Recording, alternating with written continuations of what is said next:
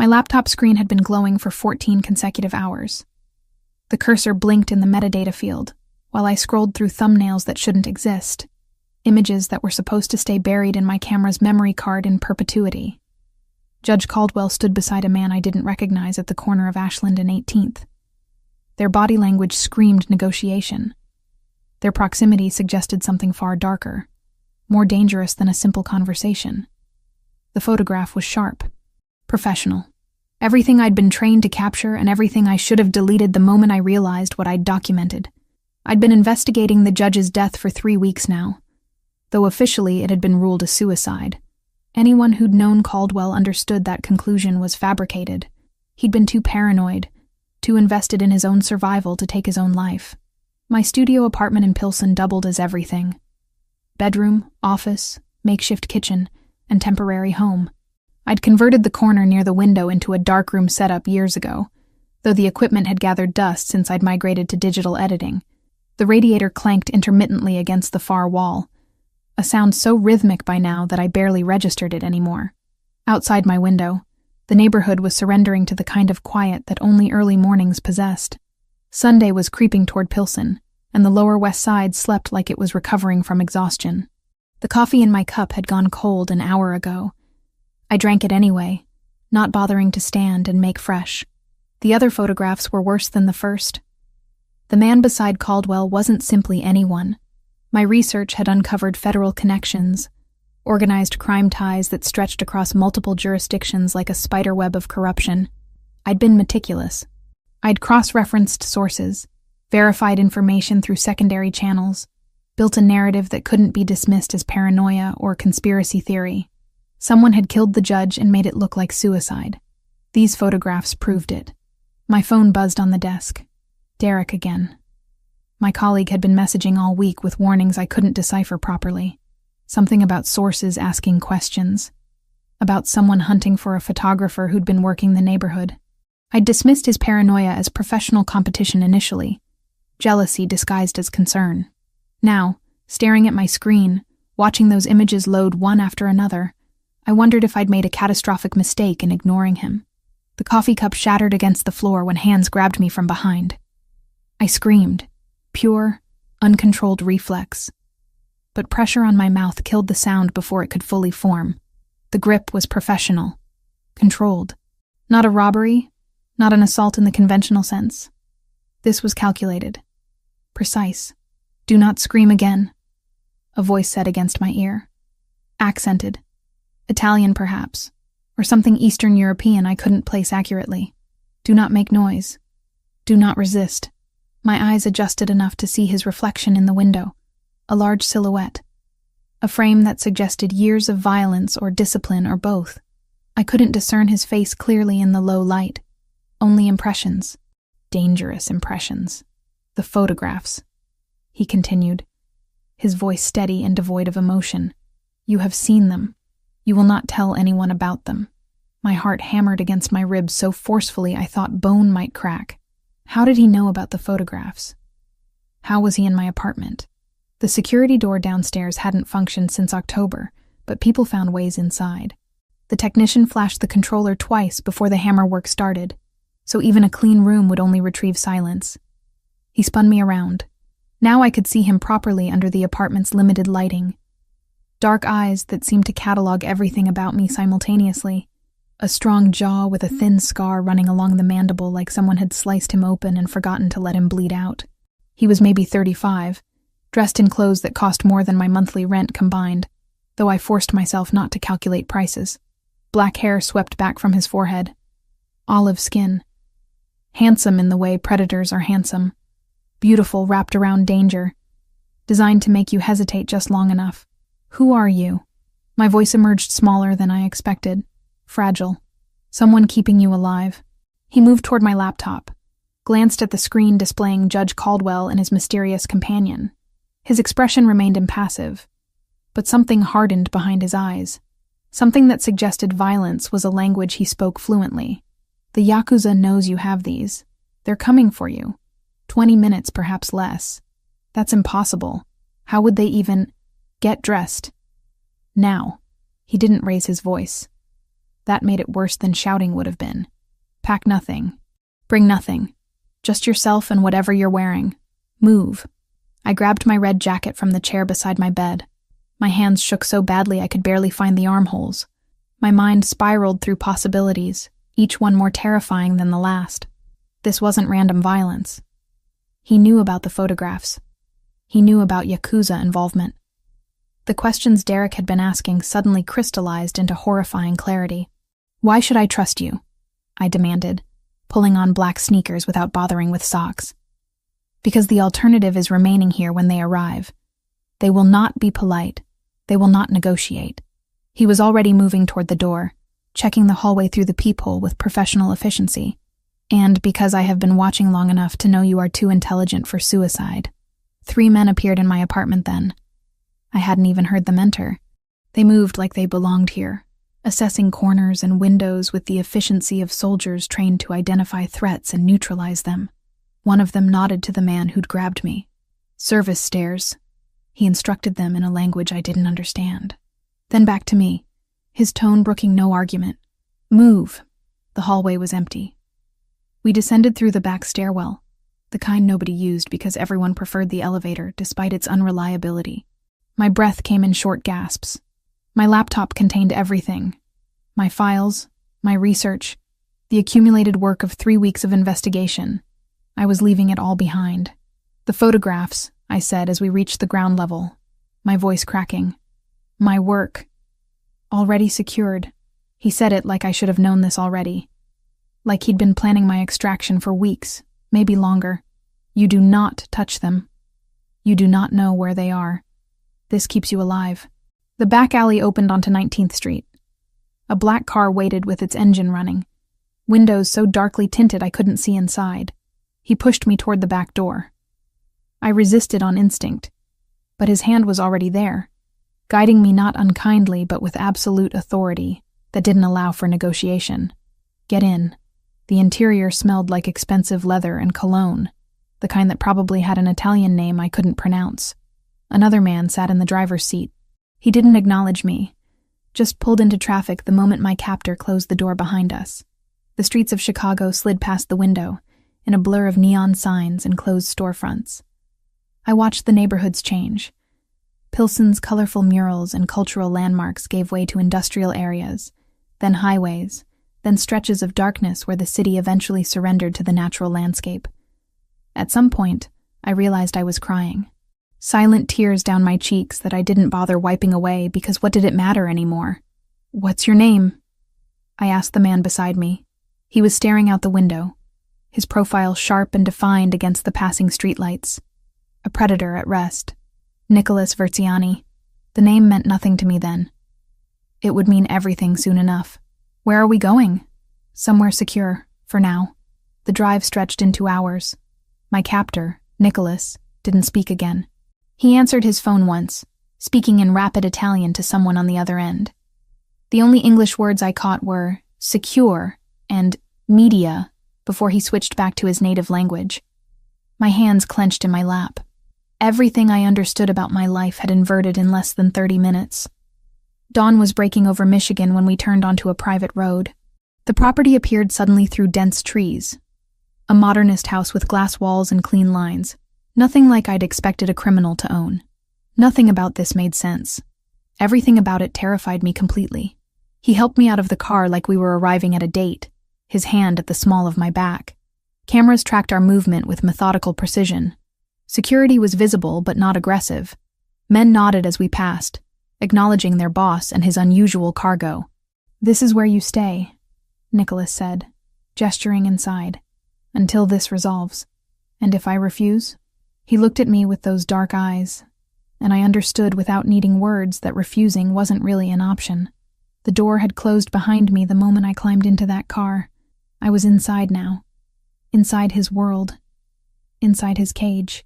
The morning light found me in a room I didn't recognize, surrounded by unfamiliar furniture that belonged to someone else's carefully curated life. I woke to the sound of movement beyond the door, my body rigid on sheets that smelled faintly of laundry detergent and something floral I couldn't identify. The bedroom was larger than my entire apartment back in Chicago. Floor-to-ceiling windows overlooked a lake I didn't remember seeing during the drive, though it must have arrived at some point during the hours I'd been too terrified to register my surroundings properly. A woman entered without knocking. She was in her 60s, with salt and pepper hair pulled into a neat bun, and an expression that suggested she'd seen far stranger things than a kidnapped photographer in her employer's guest room.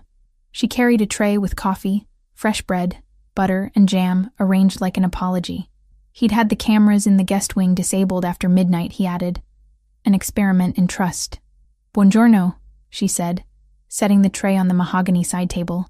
Her accent was thick, authentically Italian. Sophia, I take care of the house. Mr. Versiani wants you in the library at 10. You have 2 hours. What did Caldwell fear? Nicholas asked. Not as an attack. More like a man testing a fence. Obsolescence, I said. And whoever taught him that leverage is just the habit the powerful wear to sleep. Nicholas turned a page that he wasn't reading. You don't like judges. I don't like choreography.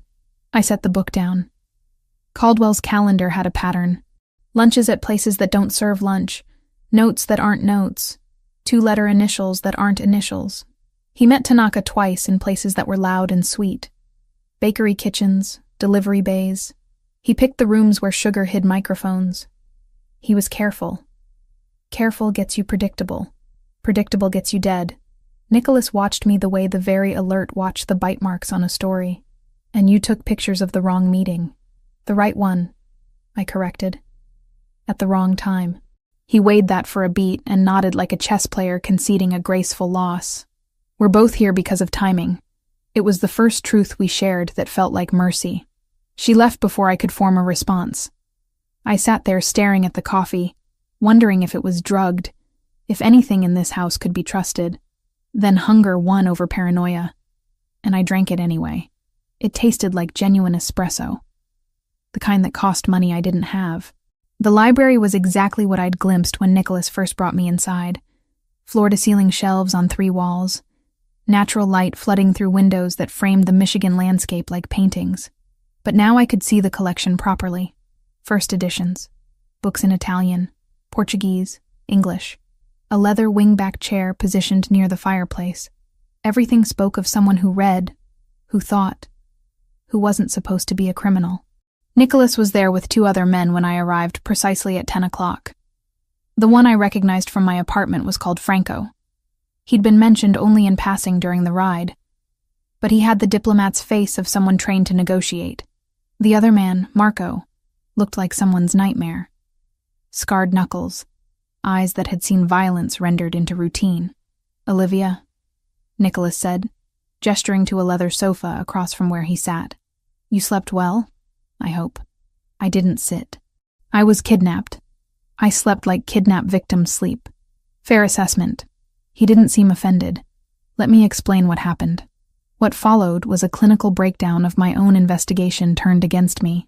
Weeks ago, his people, informants scattered across Chicago in positions I couldn't have guessed, had flagged my movements. A photographer asking questions about Judge Caldwell. A woman accessing certain public records. Interviewing specific people. Building a narrative that Nicholas described with the precision of someone who'd already reviewed it. The Yakuza discovered you before we did, he explained, leaning back in his chair like this was a business meeting rather than the dismantling of my life. They understood immediately what those photographs represented. One image of Kenji Tanaka meeting with a federal informant would destroy operations they've spent decades constructing. The second you captured that meeting, you became a liability to multiple organizations. How did you know about the photographs? I demanded. I never published anything. I didn't even tell Derek. I stopped, realizing I'd revealed my investigation partner's name. Your colleague, Derek Mitchell, has been asking dangerous questions about a photographer in your neighborhood for 3 weeks, Franco interjected smoothly. He created visibility. Visibility attracts attention from people who cannot afford witnesses. Nicholas continued, his voice steady as though discussing weather. I monitored the situation because the photographs implicated me. Not as an informant. I'm too invested in remaining invisible to work with federal agencies. But my people were conducting business in that area. If your images contained evidence of my operations alongside evidence of federal cooperation, Then suddenly the FBI has leverage I cannot allow them to possess. So you kidnapped me to protect yourself, I said, the reality of it landing like a physical blow. I kidnapped you to keep you alive. There was something in his tone that suggested he believed this distinction mattered. You were 3 hours away from Yakuza operatives deciding what to do with a witness. They were coming with questions and no intention of leaving you breathing. I arrived first. He pulled a laptop from beneath the coffee table and opened it. News from Chicago filled the screen. Local headline, "Photographer missing in connection with judge investigation." My photograph stared back at me from my own investigation files, a professional headshot I'd used for freelance work. FBI statement requesting information regarding my whereabouts. "They're looking for you," Nicholas said. "Federal Bureau of Investigation considers you a potential witness to corruption. Yakuza considers you a liability that needs permanent removal. Both organizations would love to find you. The difference is their intentions. So I'm what? Leverage for you? Insurance? You're a woman who saw things she shouldn't have and survived long enough to need protection from people more dangerous than I am." He closed the laptop. "Your mother lives in Meadowbrook Assisted Living in Chicago. She's registered under her legal name, Nancy Foster. She has moderate Alzheimer's and requires 24-hour care. That care costs approximately $7,000 per month." The shift in conversation was so abrupt, I felt momentarily disoriented. "How do you know about my mother? I know everything relevant about you. Your mother will be kept safe. Her facility will continue receiving full payment. No one will approach her, threaten her, or use her as leverage against you. This is my guarantee. And if I don't cooperate, then we're back to the original problem. You have 2 organizations hunting you. I'm offering a third option. Cooperation in exchange for safety. For you and for Nancy." Franco spoke up then. "Your colleague Derek has also received protection. Subtle, but comprehensive. We've discouraged certain organizations from making contact with him. He's been told very clearly that information regarding your location or condition dies with anyone foolish enough to capture him." I realized what they were saying. Derek was being protected, yes, but as leverage. If I tried to contact him, if I tried to leave, anyone desperate enough could use him to force compliance. "The photographs," I said quietly. "What happens to them?" "They remain secure until the situation resolves," Nicholas replied. "You don't know where they are. This is intentional. The Yakuza cannot torture information from you that you genuinely don't possess. The FBI cannot subpoena evidence they cannot locate. The photographs become insurance for all parties, including you." I sat down then, feeling the reality of my new existence settle across my shoulders like weight. "For how long?" "Until Yakuza stops hunting you," Nicholas said. "Until the FBI loses interest in pursuing a missing person with no remaining leads. Until I'm confident you can exist in the world without attracting lethal attention." Weeks? Months? Potentially. He wasn't offering false hope, which was somehow worse than if he'd lied.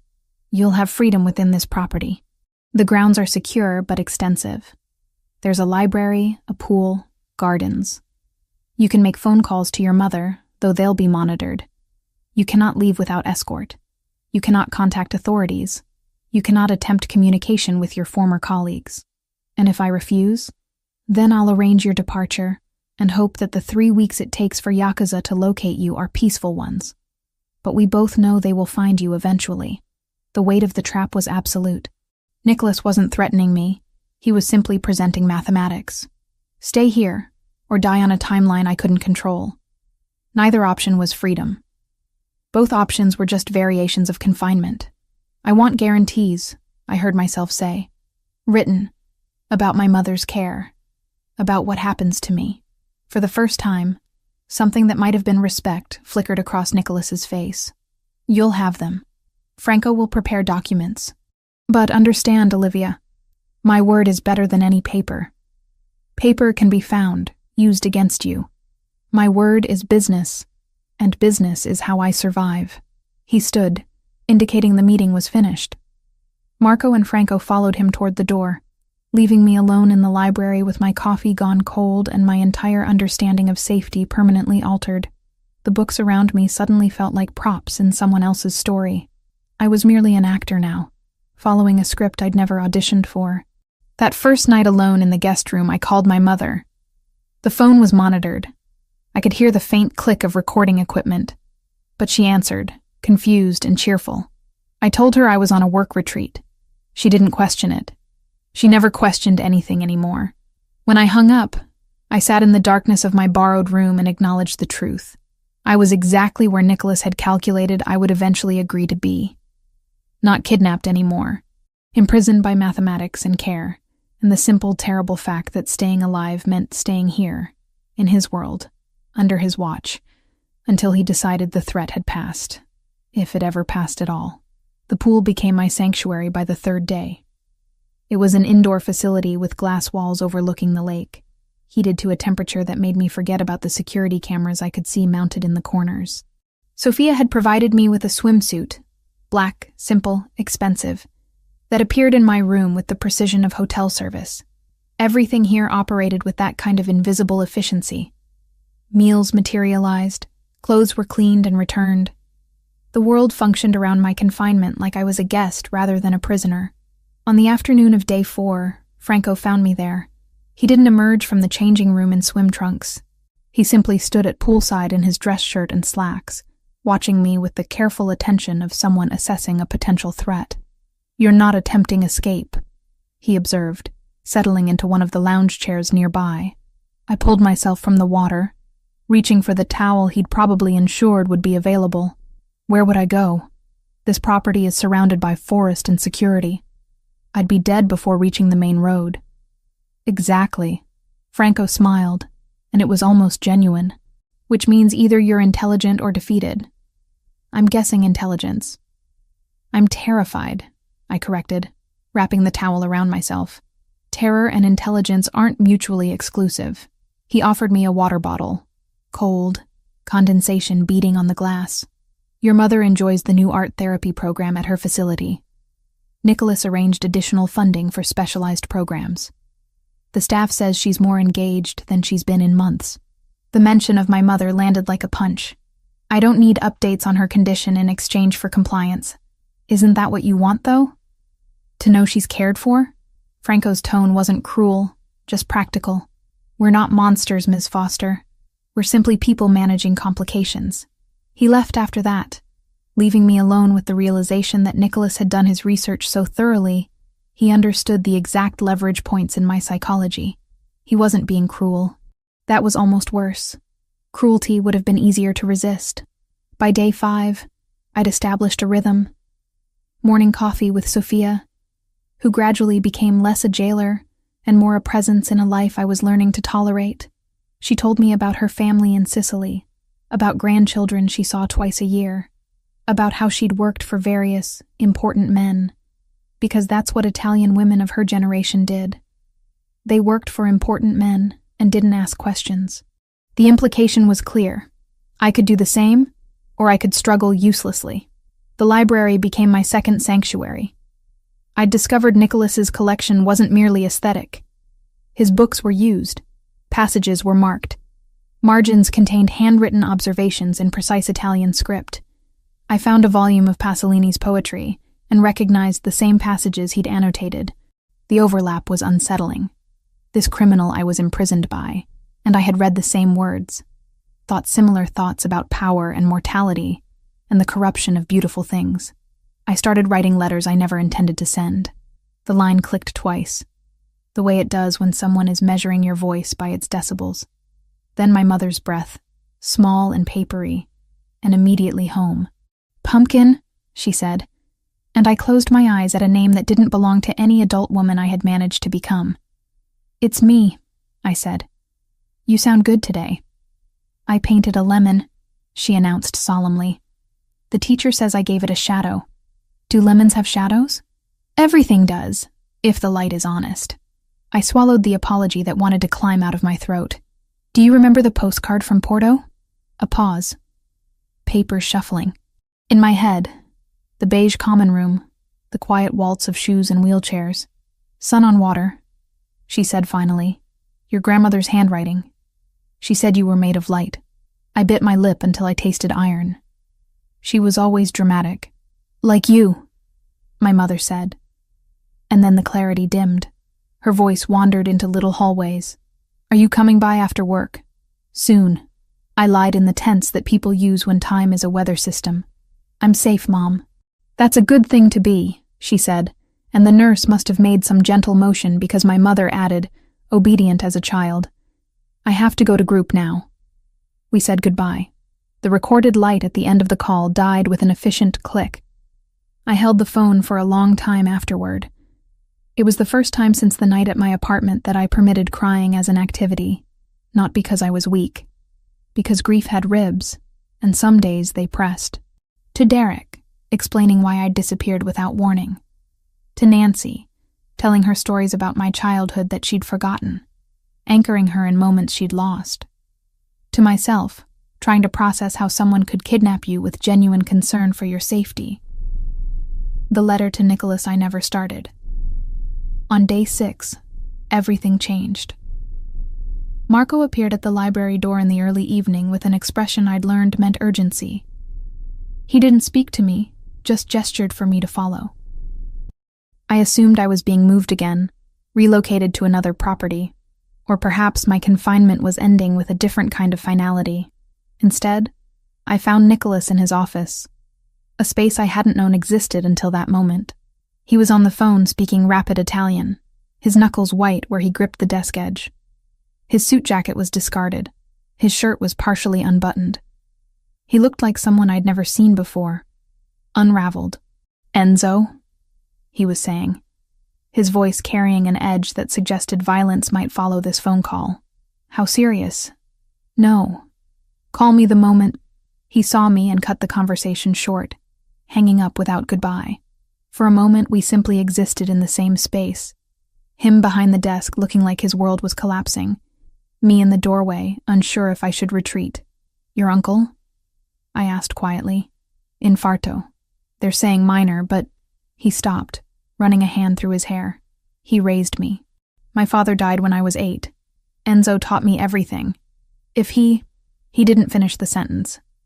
The vulnerability of it was staggering. This man who'd orchestrated my kidnapping, who commanded organizations and controlled territories, was afraid of losing someone he loved. I moved into the room without permission.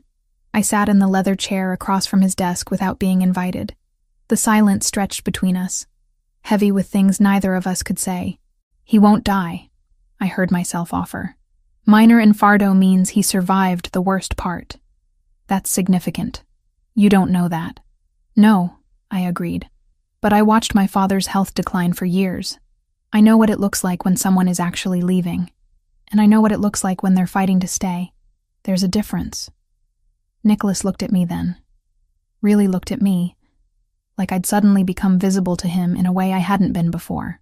"Why are you comforting me? Because your uncle raised you. Because you love him. Because..." I paused, searching for honesty. "Because you're human. Because that matters." He stood and moved toward the fireplace, not looking at me. The room was growing dark outside the windows. Lights were coming on across the property, casting everything in geometric patterns of brightness and shadow. "I have nightmares," he said quietly. "About failing. About the organization collapsing because I made one wrong decision. About people I'm responsible for dying because I was weak. That's not weakness. That's conscience. Conscience is a luxury I can't afford."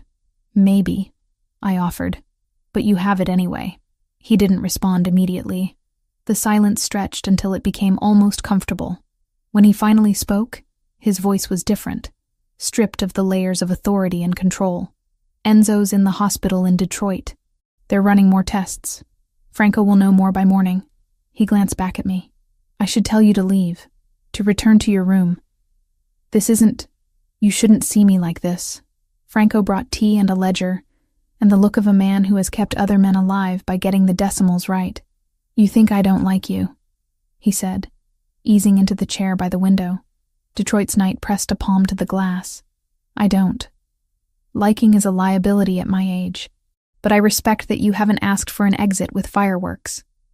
"I almost did," I said. "Almost is what keeps people breathing." He opened the ledger, which was not numbers tonight, but a list of names. "We keep a column," he said.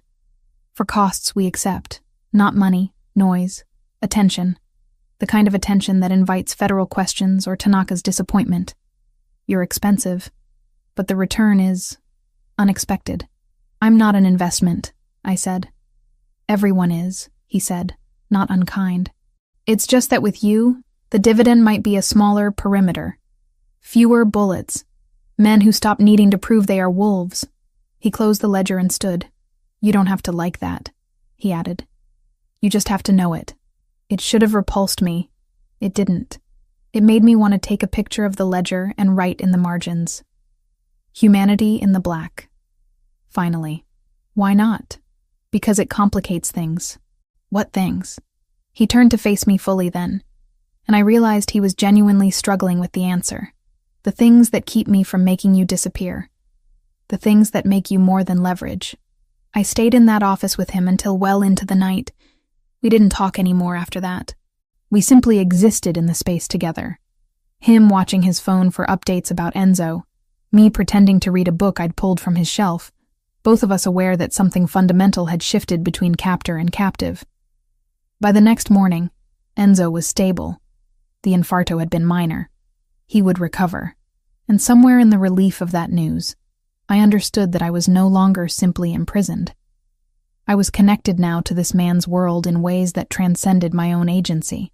His vulnerabilities had become mine. His fears had become comprehensible to me. I was still trapped, but I was beginning to wonder if I was only trapped by the walls, or if the trap had somehow become internal. I learned the perimeter in the language Marco trusted. Distances. Not metaphors, not reassurances, numbers. He handed me a laminated card like a hotel key that opened nothing except a map of where I could stand without triggering protocols. The red squares were no linger zones. The blue paths were permissible routes. The green dots were places where a camera angle left a blind seam for 20 seconds. Tiny, almost artistic margins of privacy if I needed to breathe without a lens. You won't use the green dots, he said. But knowing they exist is part of the math. Panic is what kills people. Panic, and pretending you don't live inside an equation. He pointed to the tree line. There's a 70-second delay from the first motion ping to boots reaching that stone path. If an unknown crosses the lawn, you move to the library. Not the kitchen, not the pool. Library. Doors there seal in 3 seconds. We can lose a kitchen. We don't lose you. I don't like being part of your inventory, I said. You aren't. His tone was flat but not cruel. You're the variable that breaks the model if we're sloppy. The yard smelled like damp earth and cedar. Far off, the lake kept its own counsel. I held the card until it warmed to my palm and then slid it into the pocket of the black jacket Sophia had found in my size. What happens if I run? I asked. Marco didn't sigh. Men like him don't waste breath that way. Then you trust fear more than you trust timelines. Fear has worse aim. I looked back at the glass house that wasn't a home and had started to pretend it could be. And you? What do you trust? That Mr. Verciani doesn't make sentimental mistakes, he said. After a beat, softer, not twice. I filed the wrong tenderness of that into the folder where I kept words that would matter later. Then I walked the blue path once, then again, until the math of surviving felt less like surrender and more like competence. That night, when I traced the card with my index finger in the dark, I realized competence was sometimes the only dignity captivity offered. I took it anyway.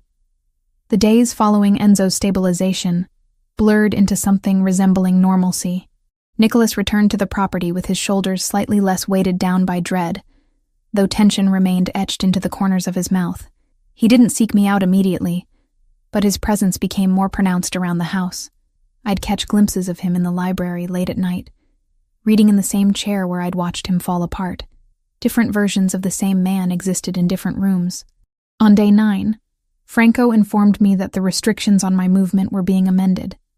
I could access the entire house without escort. The pool remained monitored by security cameras, which he explained with apologetic precision, but I could swim whenever I wished. The gardens were accessible during daylight hours, though a guard would maintain visual distance. It wasn't freedom. It was a carefully calibrated expansion of my cage. Why?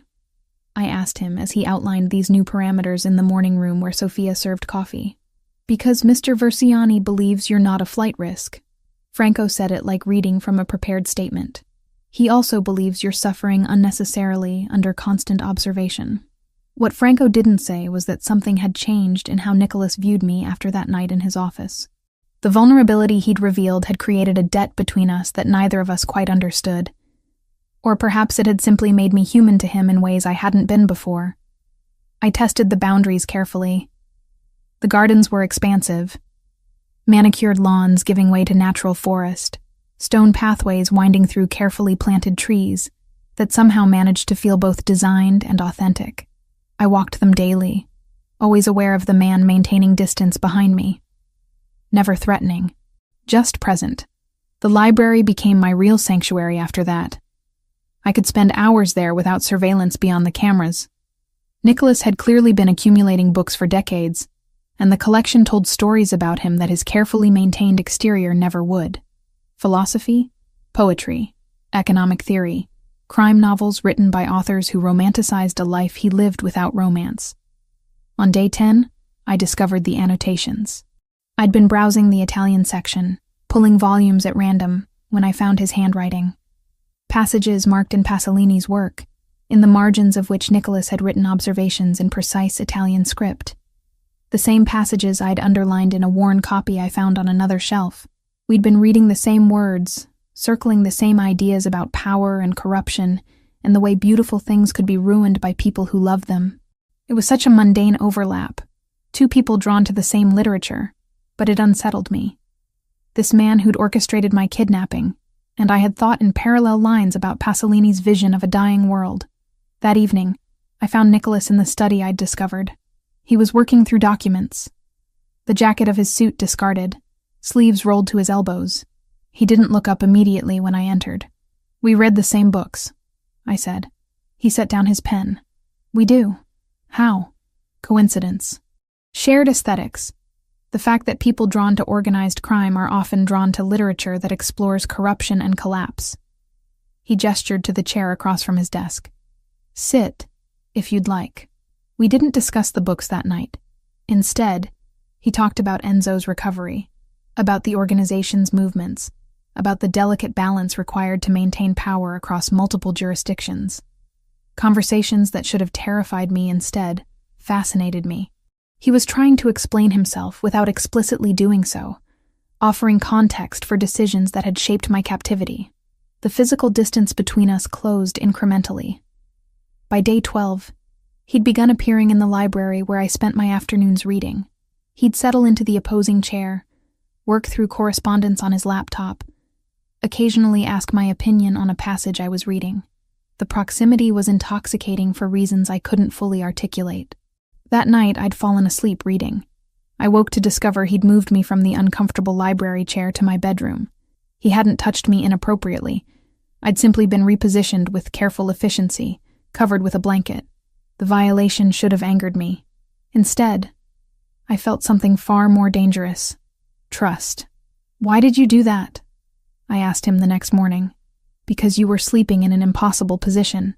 Your neck would have been in pain." He said it like this was obvious. Like anyone would have done the same. And because leaving you there felt like a cruelty I wasn't willing to commit. The conversations deepened. He asked me about my childhood. About why I'd chosen photography as a profession. About what I'd wanted from life before his people arrived at my apartment. I answered honestly, which meant revealing vulnerabilities that should have remained buried. I told him about my father's death, about my mother's slow dissolution into Alzheimer's, about the photography work that had started as documentation of beauty and evolved into investigation of corruption. He listened without interruption. And when he finally spoke, his voice carried weight that suggested understanding rather than judgment. "We're not so different," he said quietly. "Both trying to expose truth. Both understanding that truth is dangerous. I expose truth to punish corruption. You perpetuate it." Yes. He didn't argue the point. But perhaps that's simply where our moral frameworks diverged. I was born into this. You chose investigation. Neither of us had the luxury of remaining unaware. Day 14 arrived with the same steady routine I'd fallen into. Morning coffee. Library time. Afternoon walk through gardens. evening meal with Sophia, who'd begun teaching me simple Italian phrases like I was staying here permanently, like this might actually become my life. Then Marco appeared in the library doorway, with an expression I'd learned to read as something between alert and dangerous. Nicholas looked up from the documents he was reviewing, and the entire atmosphere of the room shifted. "We have a problem," Marco said in Italian, though slowly enough that I could follow. "Tanaka's people. They've found the perimeter." Nicholas's jaw tightened. He stood with fluid precision, already moving toward the door. "How long?" "Hours, maybe less. They're still positioning, but surveillance confirmed at least 4 operatives. They know someone's here." The implication was clear. The Yakuza had located the property. The safety I'd been constructing in my mind, brick by brick, had just collapsed entirely. Nicholas turned to me, and for a moment I saw all the calculations happening behind his eyes. He was measuring options, weighing consequences, deciding how to protect something he'd begun to regard as valuable. "Start the evacuation protocol," he instructed Marco.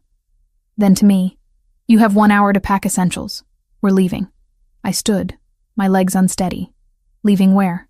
"Somewhere they can't follow," he said. "But we need to move now.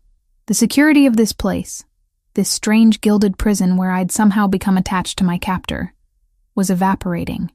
And as Marco left to coordinate the departure, Nicholas looked at me with an expression that suggested he understood exactly what I was losing, because he was losing it too. Whatever strange connection had formed between us over these 2 weeks was about to be tested by chaos and violence and the unforgiving mathematics of organized crime. Marco drove with the kind of controlled aggression that suggested years of experience transporting people who couldn't afford to be found. I sat in the back seat watching Michigan dissolve behind us. The property I'd somehow begun to think of as sanctuary, disappearing into forest and darkness. 3 hours to Detroit, he'd said. 3 hours to process that safety had always been an illusion. The evacuation had been executed with military precision. Sophia had appeared at my door within minutes of Nicholas's order, helping me pack essentials into a single duffel bag. She hadn't spoken beyond necessary instructions, but her hands had been gentle as she folded the few clothes I'd accumulated. When I tried to bring books from the library, she'd shaken her head. No unnecessary weight. Nothing that couldn't be abandoned if we needed to run again. Nicholas had disappeared immediately after giving the evacuation order. I'd caught glimpses of him moving through the house with Franco, coordinating something I wasn't privy to. Security protocols, contingency plans, the machinery of organized crime operating around me, while I remained the thing being protected, the asset being relocated. The highway stretched empty ahead of us. Marco drove without music, without conversation. In the rearview mirror, I could see his eyes constantly scanning the road behind us, checking for vehicles that maintained too consistent a distance. I wondered what he'd do if the Yakuza appeared, whether he'd fight or simply drive faster, whether my survival was worth dying for in his calculations. "How did they find the property?" I asked, breaking the silence that had stretched for almost an hour. Marco's eyes flicked to the mirror. "Patterns. Mr. Verciani has owned that house for 8 years. Someone with enough resources and patience can map movements, trace utility payments, identify properties associated with shell companies. The Yakuza are patient. And this new location? Unknown to them. Acquired recently through intermediaries they haven't connected to the organization yet. He changed lanes smoothly, passing a semi-truck. But nothing stays secret forever. We buy time, not safety." The honesty was startling. I'd expected reassurance, lies designed to keep me compliant. Instead, Marco was simply stating mathematics. Every safe house had a half-life. Eventually, radiation leaked through the walls. Detroit emerged from the darkness like a constellation of failing lights. We entered through industrial areas, past warehouses with broken windows and chain-link fences crowned with razor wire. This wasn't the Detroit of revitalization projects and architectural landmarks. This was the Detroit that people preferred to forget existed, where buildings crumbled slowly, and nobody asked questions about who came and went. The new location was an apartment above what appeared to be a legitimate business, some kind of import-export company with signage in 3 languages. Marco pulled into an underground garage, waited for the security door to close behind us before killing the engine. The sudden silence was oppressive. 4th floor, he said, handing me a keycard. You'll wait there until Mr. Verciani arrives. When will that be? When he's certain we weren't followed. Marco opened his door, already moving with purpose. Could be hours. The apartment was smaller than the Michigan property by orders of magnitude. 1 bedroom, 1 bathroom, a living space that functioned as kitchen and sitting area simultaneously. Windows overlooked the street below, but heavy curtains were already drawn. Security cameras were visible in 3 corners. No pretense of privacy this time. Just surveillance and the understanding that I was cargo being stored until needed. I sat on the generic gray couch and waited. The city sounds filtered up from below. Sirens in the distance, occasional voices, the mechanical hum of the building's heating system. Different from Michigan's organic quiet, here, I was surrounded by humanity while feeling more isolated than I'd felt in the forest property. Hours passed. I found instant coffee in the kitchenette, made a cup that tasted like cardboard and petroleum. Drank it anyway. Tried to read the paperback someone had left on the coffee table, but couldn't focus beyond the first paragraph. My mind kept circling back to Nicholas's expression when Marco had delivered the news about the Yakuza. That momentary calculation where he'd weighed options and found them all inadequate. When he finally arrived, it was past midnight. I heard the keycard in the lock, then voices in the hallway. Nicholas speaking to Franco in clipped Italian. The door opened, and I understood immediately that something had gone badly. Nicholas's shirt was torn at the shoulder. Blood had dried in a dark stain across his left side. His face carried fresh bruising along the jaw, and his knuckles were raw like he'd used them against something harder than flesh. Behind him, Franco looked equally disheveled, though less injured. They'd fought someone, maybe multiple someones. You're hurt, I said, standing. Contained, Nicholas replied, moving past me toward the bathroom. Franco, briefer on tomorrow's arrangements. He closed the bathroom door before I could protest. I heard water running, heard the quiet sounds of someone cleaning wounds they couldn't reach properly. When I moved toward the door, Franco intercepted me gently. Let him have privacy, Franco said quietly. His pride is injured worse than his body. What happened? The Yakuza operatives who'd found the Michigan property. Mr. Verciani handled the complication personally. Franco's tone suggested volumes about what handled meant. The situation is now contained, but it accelerated our timeline. I sank back onto the couch, processing. Nicholas had killed people tonight, or ordered their deaths, or participated in violence that ended with him covered in someone else's blood. The man who'd carried me to bed when I'd fallen asleep reading had spent the evening engaged in brutality I couldn't quite conceptualize. The photographs, Franco continued, pulling a chair across from me. They're being destroyed tomorrow, a neutral location. Representatives from both organizations will be present. You'll witness the destruction. Why do I need to be there? Because the Yakuza needs to believe you're cooperating voluntarily. If they suspect coercion, they'll assume the photographs still exist elsewhere. Your presence, your visible compliance, sells the fiction that this is agreed upon by all parties. And after they're destroyed, you remain with Mr. Verciani for 48 hours while the Yakuza confirms no copies exist. Then theoretically, you're free. Franco's expression suggested he understood how hollow theoretically sounded. But that's a conversation for another time. Nicholas emerged from the bathroom wearing a clean shirt Franco must have brought. The blood was gone, but exhaustion had settled into the lines around his eyes. He'd aged a decade in the hours since I'd last seen him. You should sleep, he said, not quite meeting my gaze. Tomorrow will be demanding. Before tomorrow, I said. I want terms. Nicholas was halfway to the window, the old instinct that makes men check glass before they check themselves. He turned back.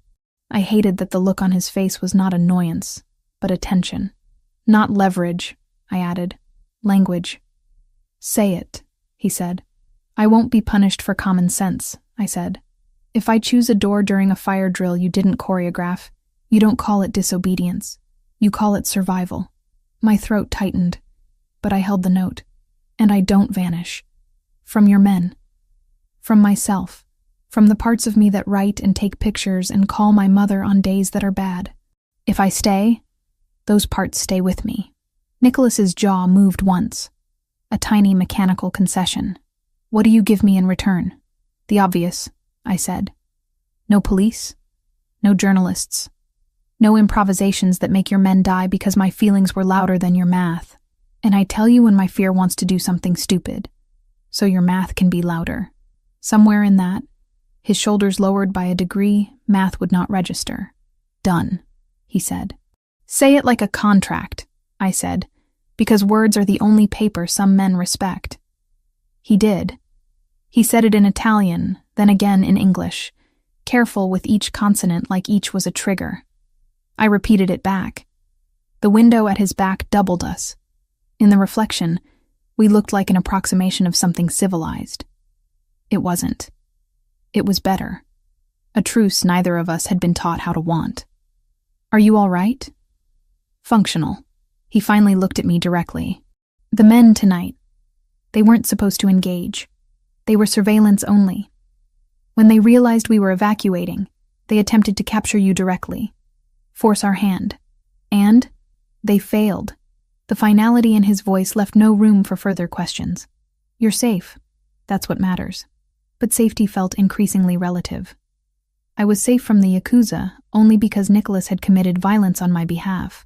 I was safe from federal prosecution only because he'd hidden evidence. I was safe from abandonment only because I'd become something more than leverage to him. Every form of safety I possessed was conditional, negotiated, temporary. I don't know how to feel about any of this, I admitted. Neither do I. His honesty surprised me. You should have remained a problem to solve. You became complicated instead.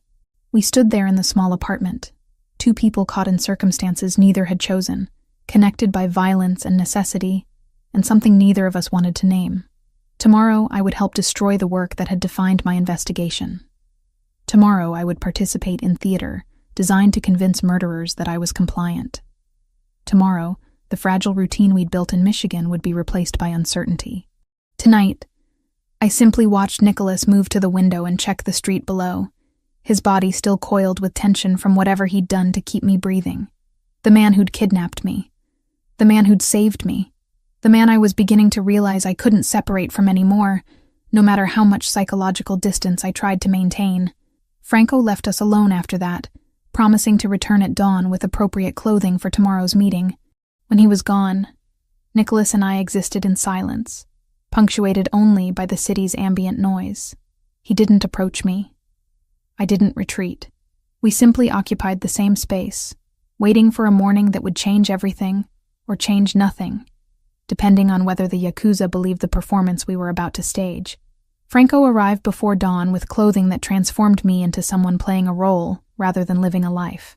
Black tailored dress, professional blazer, heels that clicked against concrete with authority I didn't possess. In the mirror, I barely recognized myself. The woman staring back looked composed, controlled, capable of witnessing the destruction of her own investigation without falling apart. You need to appear cooperative, Franco explained, adjusting my collar with practiced precision. Not grateful, not traumatized, professional, someone who understands the business being conducted. Nicholas watched from the corner of the room without speaking. He'd slept in the chair beside my bed, his presence a constant weight that should have comforted me, but instead intensified the claustrophobia of knowing I was about to perform theater designed by criminals for an audience of worse criminals. The warehouse location was provided only minutes before departure. Some neutral ground that neither organization controlled, chosen through negotiations I wasn't privy to. Marco drove while Franco briefed me on protocols. I would stand beside Nicholas. I would not speak unless directly addressed. I would watch the photographs be destroyed and offer no visible reaction. My presence alone would communicate what mattered. Voluntary cooperation. What if I refuse? I asked as the city blurred past. Then you've already decided you'd rather die than be saved, Franco replied without judgment. Because that's what refusing means now. The warehouse was industrial anonymity, red brick exterior that could have been anywhere in America. No signage, no indication of purpose. Nicholas's people had arrived first. I counted 6 of them positioned at entry points and interior corners. They were mercenaries disguised as bodyguards, their movements suggesting they'd killed people, and would do so again without hesitation. Then the Yakuza arrived. 4 vehicles, 8 men in suits that fit too precisely, and 1 man who commanded the space simply by occupying it. Kenji Tanaka. I recognized him from the photographs I'd taken. In person, he was smaller than his reputation suggested. But the way everyone oriented around him revealed the actual architecture of power. Mr. Versiani, Tanaka greeted Nicholas in English, touched by a Japanese accent. Thank you for accommodating this meeting. Miss Foster was an unfortunate complication for both organizations, Nicholas replied, his own accent becoming more pronounced, a marker of his Italian heritage emerging under pressure. I'm suggesting we resolve it together. Tanaka's eyes found me. I felt his assessment like physical weight, his mind cataloging whether I was threat or tool, or something that could be discarded. The woman who saw everything, the woman who will now see the destruction of everything. Franco corrected smoothly. The photographs that created this situation will be permanently removed. They'd brought a technical specialist, someone who worked with computers like they contained answers to existential questions. He set up equipment in the center of the warehouse while both organizations maintained distance like predators establishing territory. The photographs appeared on a monitor suspended from portable stands. Images I'd captured. Images that had defined the last 2 weeks of my existence, displayed for judgment, by men who would never be judged themselves. Everything from the SD card, the specialist announced. Full backup recovery attempted. Nothing exists beyond these images. Tanaka nodded to one of his subordinates, who handed him a device. The destruction should be witnessed by both parties. Complete deletion. What followed was choreography executed with precision. Files were selected. Permanent deletion protocols initiated. Progress bars filled toward finality.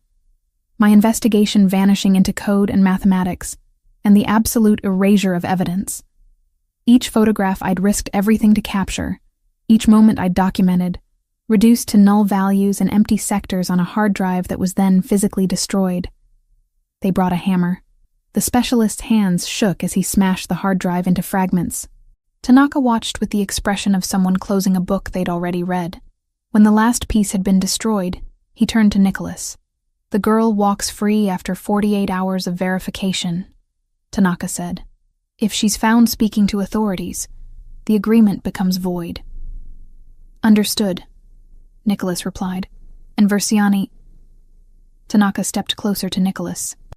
If she attempts to reconstruct those images through any backup or recovery method, I personally ensure both you and she experience consequences that make this entire situation seem merciful.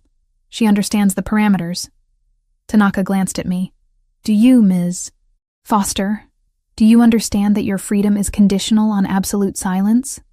That speaking to journalists, police, or federal agencies means immediate execution? That the only path to continued breathing is complete erasure of this entire situation from your mind? I wanted to resist. I wanted to rage about agency and autonomy, and the fundamental wrongness of being bartered between organizations that destroyed lives for profit. Instead, I nodded. Yes, I said quietly. The meeting concluded with handshakes that looked more like contract negotiations than human interaction. Both organizations withdrew slowly, maintaining distance like animals establishing neutral territory. By the time we reached the car, the warehouse was being sanitized, people erasing evidence that either organization had ever been present. They were careful about it, which is how I knew it was real. No sirens, no press. A woman in a navy suit who didn't introduce herself as anything, and didn't need to. She waited by the service entrance of the warehouse while Tanaka's convoy dissolved like a disciplined tide. Her hair was neat in the way of people who sleep 3 hours and pretend it's a choice. When Franco saw her first, he only said, 5 minutes, to Nicholas. Nicholas said nothing, which I understood as permission that could be revoked by a single verb. I'm not here to burn you, the woman said to me, not glancing at the men who were not statues. You are not in custody. I'm not in the business of martyring photographers. A small line appeared between her brows, or women with mothers in memory care. The information sat heavy in the air like a file set gently on a table. She wasn't flexing. She was proving she could have, and chose not to. What do you want? I asked. Absence, she said. Of you. From this case. From our reports. From the places where a spreadsheet might teach someone your name by accident. Your friend Mitchell is smart enough not to print you. He'll stay that way. She let that hang, then added, I'm not asking you to trust me. I'm asking you to believe I prefer some truths without corpses. She gave me a card with nothing on it. Blank ivory. Show this at the airport, she said. And then to Nicholas without meeting his eyes. Don't make me chase her. We won't, Nicholas said. The woman left like math leaving a room, quietly, with the dignity of numbers that don't need applause. It was the only time the FBI felt like a wall and not a blade. During the drive back to the Detroit apartment, nobody spoke. Franco remained in the front seat, while Nicholas and I occupied the back in perfect silence. I kept seeing the photographs being destroyed. Not with sadness, I'd already grieved them, but with a strange sense of completion. That chapter had ended. A different one was opening, though I couldn't yet see its margins. Back at the apartment, Franco delivered documents while Nicholas showered away the physical residue of the meeting. A new passport identifying me as Olivia Wells, born in Boston. $30,000 in cash arranged in neat bundles.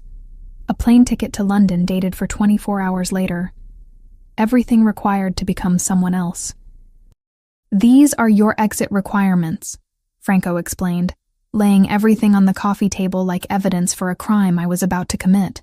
You'll have a secure departure window. Nobody will interfere with your departure. You disappear into the world, start fresh, never mention any of this. And if I don't use them?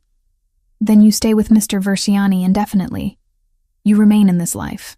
Franco's tone suggested he already knew which option terrified me more, though that complicates things significantly.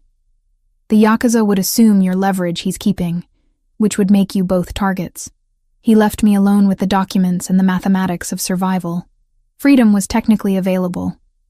I could leave tomorrow, become Olivia Wells, disappear into whatever life existed for people with fake identities and blood on their hands through association. Nicholas emerged from the shower wearing simple clothes, jeans and a gray shirt. He saw the documents, saw the plane ticket to London, saw everything I'd been offered. His expression betrayed nothing. But I understood what the absence of expression meant.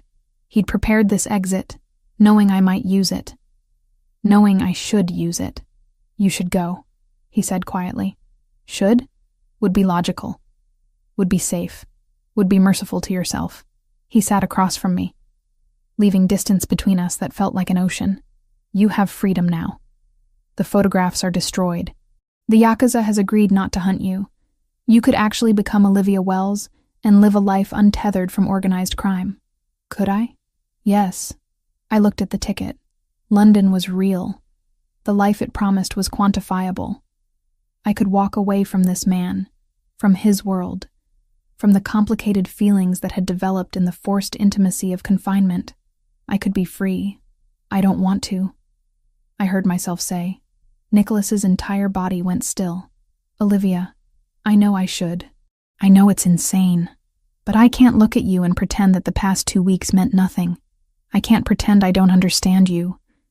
That I haven't seen you vulnerable and terrified and human beneath the authority and the violence. Understanding me is dangerous. I'm already dangerous to you. I'm already compromised. And you're already... I paused, searching for words that could contain what I felt. You're already everything I can't leave behind anymore. He moved toward me then, closing the distance I'd been maintaining. His hand found my face with unexpected tenderness. This life will destroy you eventually. Maybe. But at least I'll be destroyed with someone who kept me breathing. I met his gaze directly. That has to count for something. The kiss happened without planning. It was less passion than inevitability. Two people who'd been circling each other for weeks, finally acknowledging that resistance was exhaustion neither could afford. When we finally separated, I still held the plane ticket, but it had become just paper instead of possibility. 48 hours until the Yakuza completes their verification, Nicholas said. After that, you'll be officially safe with me. I set the ticket on the table beside the passport and the money. Choices I was refusing to make because I'd already made the more important one. Then we have 48 hours to figure out what happens next. The morning light filtering through the apartment windows felt like a countdown. 48 hours had passed. The Yakuza's verification was complete. I was officially safe. I held the London plane ticket between my fingers, watching sunlight transform the paper into something ephemeral, something that might dissolve if I looked away too long. Nicholas slept in the bedroom, exhaustion finally claiming him after days of orchestrating logistics, negotiating terms, ensuring my safety existed in measurable forms. I'd woken early with the clarity that comes only when facing impossible decisions. The ticket represented freedom.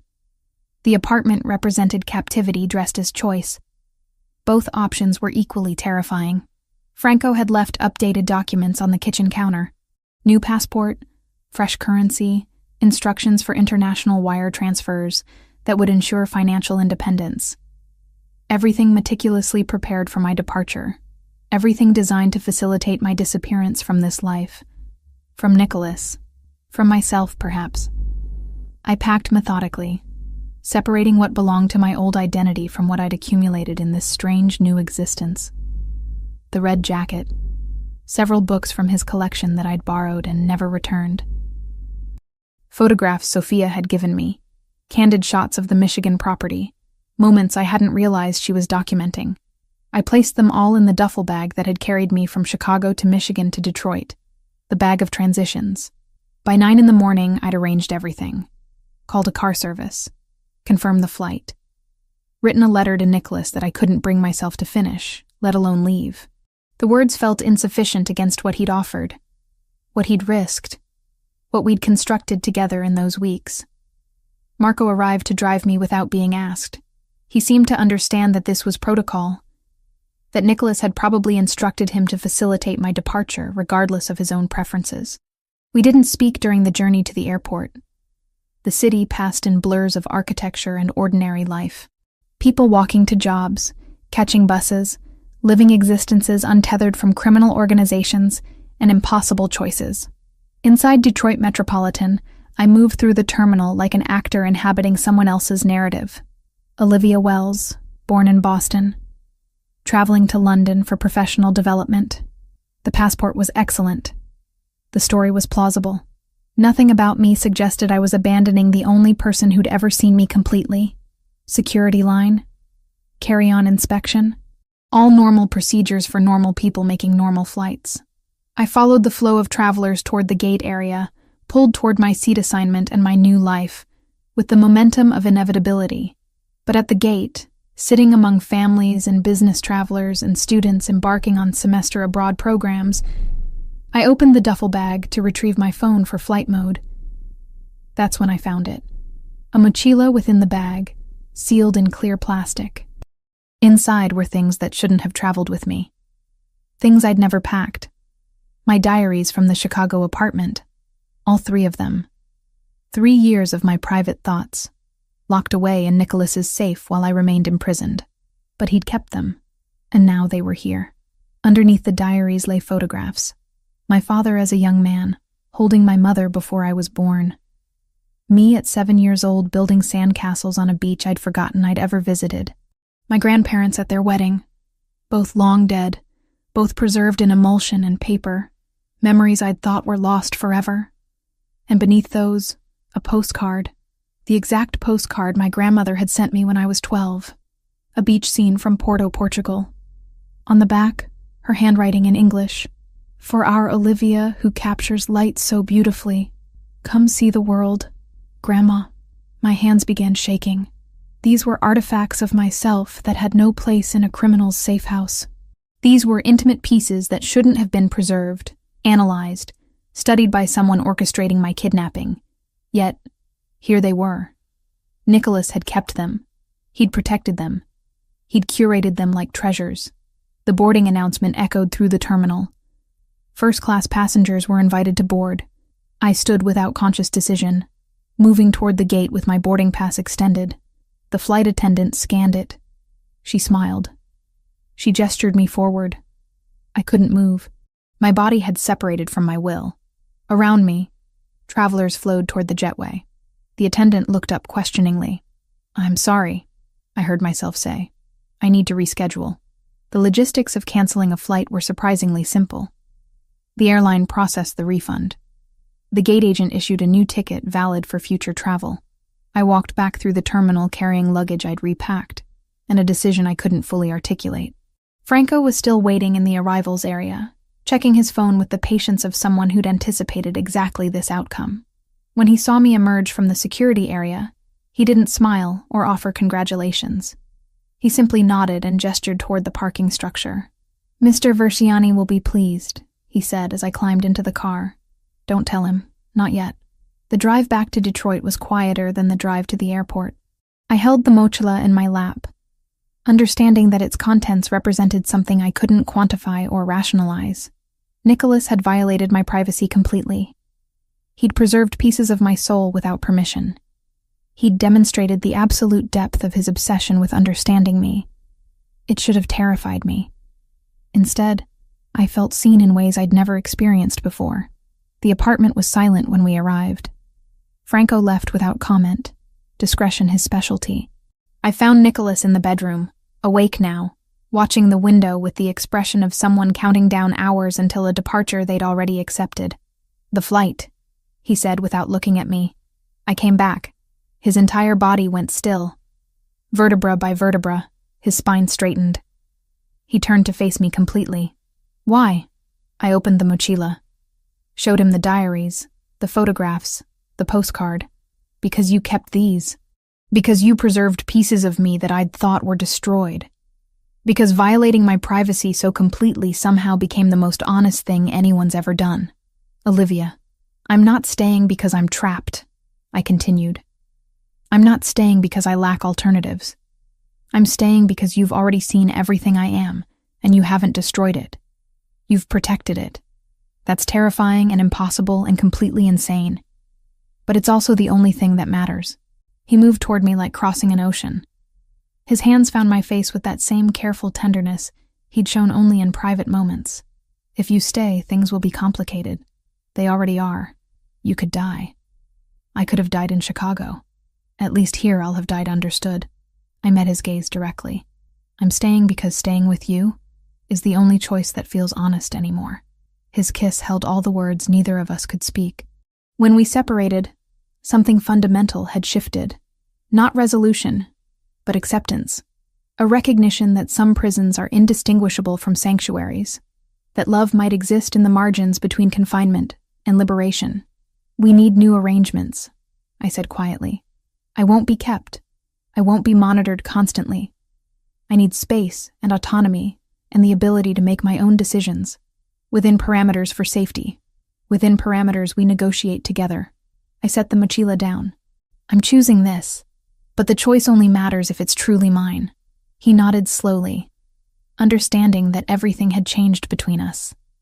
Not romantically simplified into resolution, but transformed into something more genuine. A partnership forged in violence and desperation, and the strange alchemy of two people who'd started as captor and prisoner and become something neither of us had names for anymore.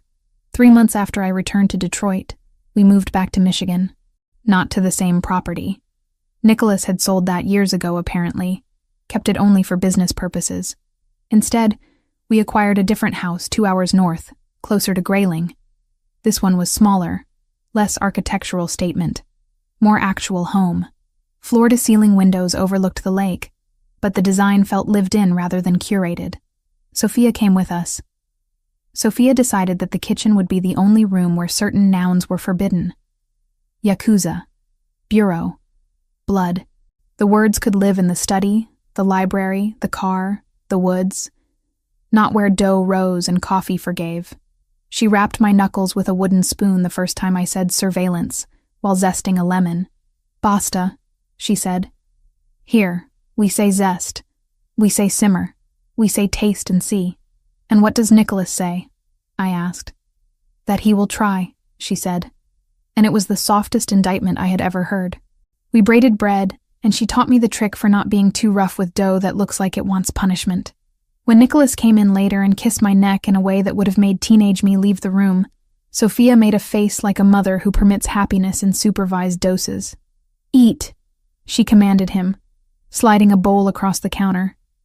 And don't talk like men with teeth. He obeyed.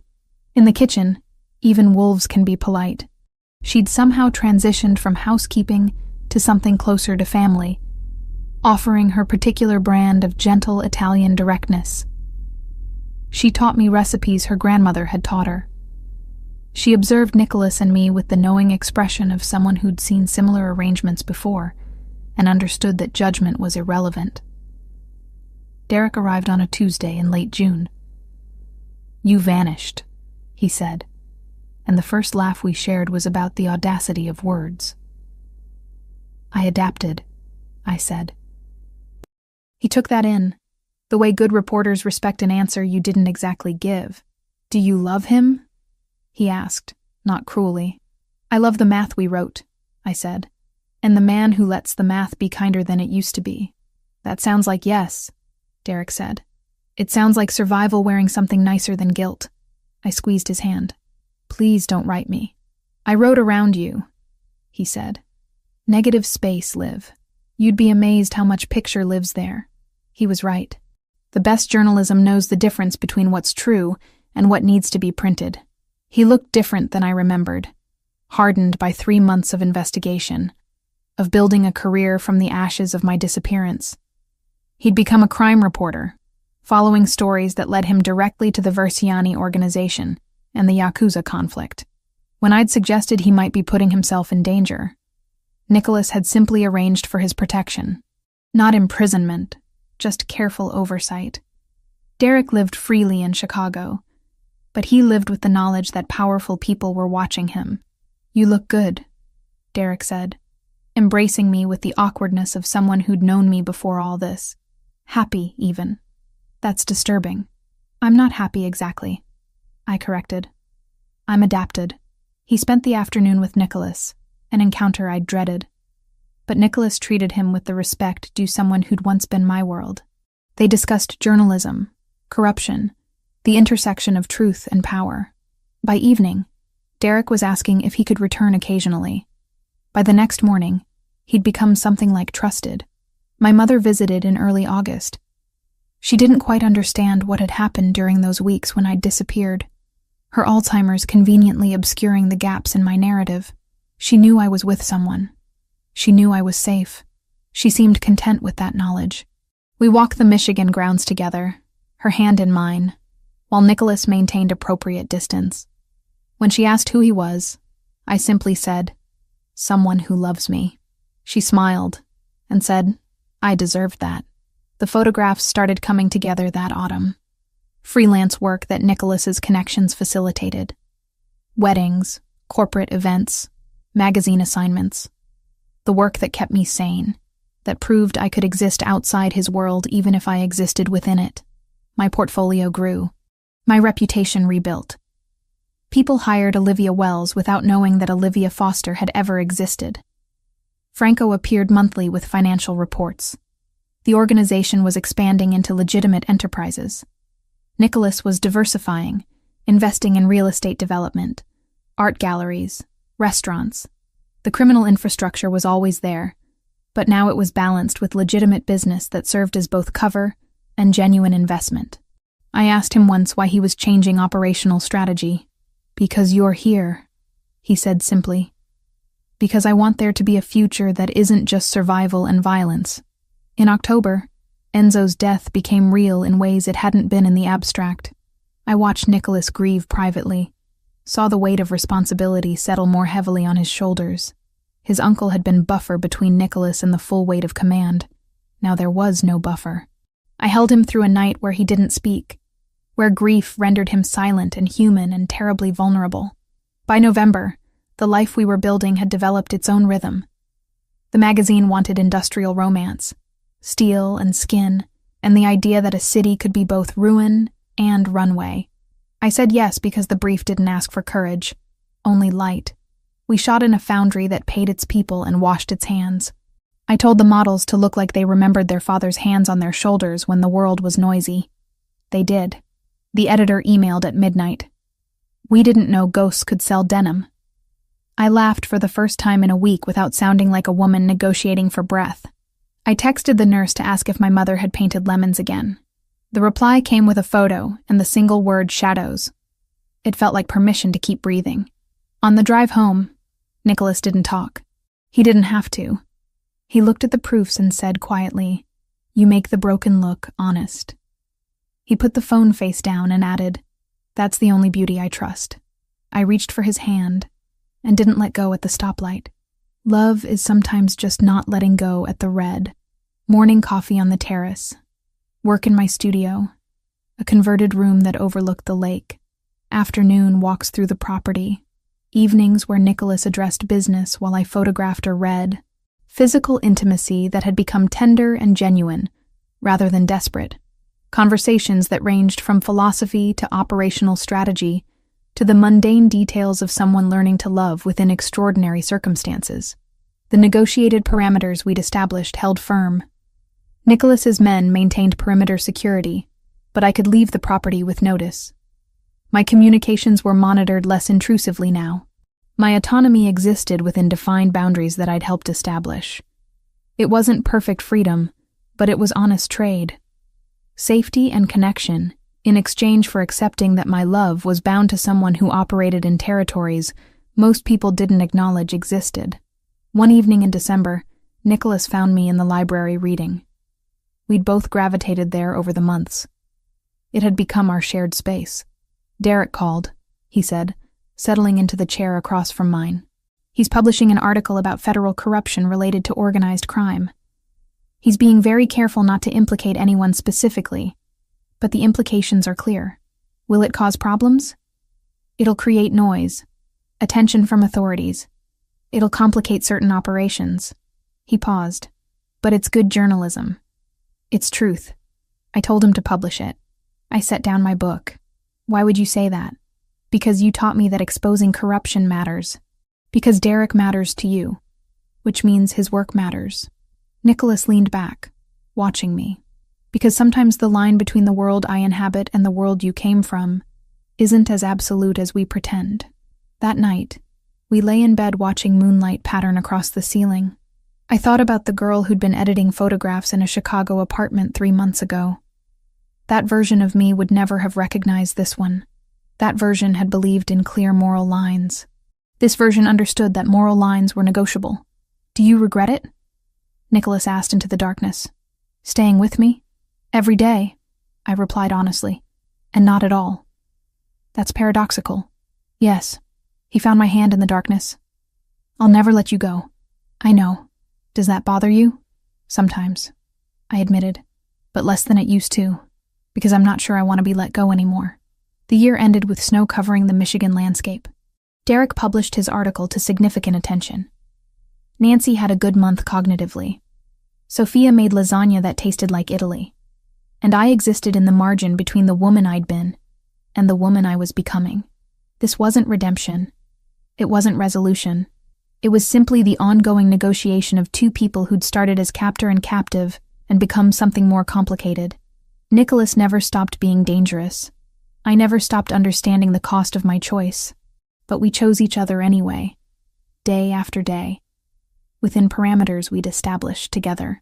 As spring approached, I wondered what the next chapter would require, whether the Yakuza peace would hold, whether federal investigations would eventually complicate our arrangement, whether Derek's journalism would create exposure we couldn't navigate.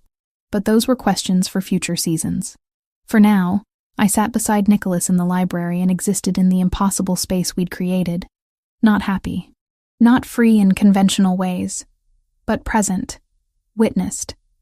Loved by someone who'd literally broken into my life to save it, and who understood that salvation and captivity weren't always distinct concepts.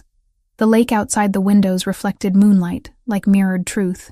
Neither of us had chosen the circumstances that brought us together, but we'd both chosen what came after. And that choice, renewed each morning, had become the only freedom that mattered anymore.